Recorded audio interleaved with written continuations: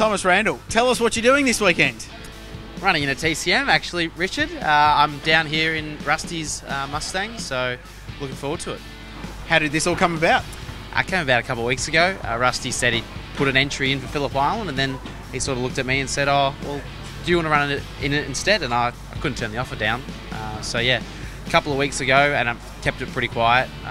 So yeah, looking forward to getting back in the Mustang. It's been around 24, 25 months since I drove it last, but the car's in really good condition. The last time it raced was at Bathurst last year. It ran fairly well there, so I think hopefully we can have a good, strong result and have a lot of fun.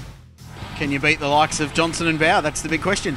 That is the big question, Krause. I'll see how I go. I mean, I'd love to be able to challenge them, but yeah, I think we've only got one practice session before qualifying, so I've just got to try and maximise as much as I can there.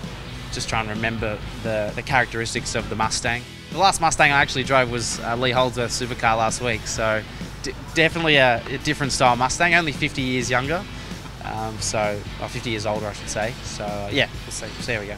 Stephen Johnson, Phillip Island in a TCM car, what's that like?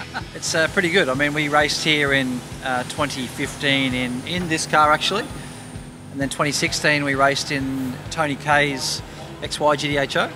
That was actually a little bit more exciting than driving this car in regard to, obviously it wasn't as sorted, but it was good fun to drive, you know. It was, it certainly made me work for the results that I was getting in it, that's for sure.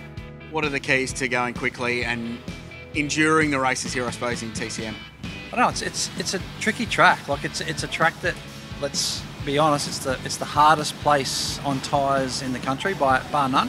It's a place that teams like MotoGP come and test here because it's probably one of the 3 hardest tracks in the world to get right, especially for tyres. So that's going to be a big key in trying to conserve tyres here. One off lap, you know, it's tricky. We've got a long loaded corners which generally suit a car with wide tyres and big downforce. If you look behind us here, there's no wide tyres and big downforce here, so it does get pretty tricky. They slide around a lot, so you've got to try to keep it clean. You've got to have a car that rolls the middle of the corner quite well, which is why the Tiranas are so good here, just being that little bit light, a little bit more nimble.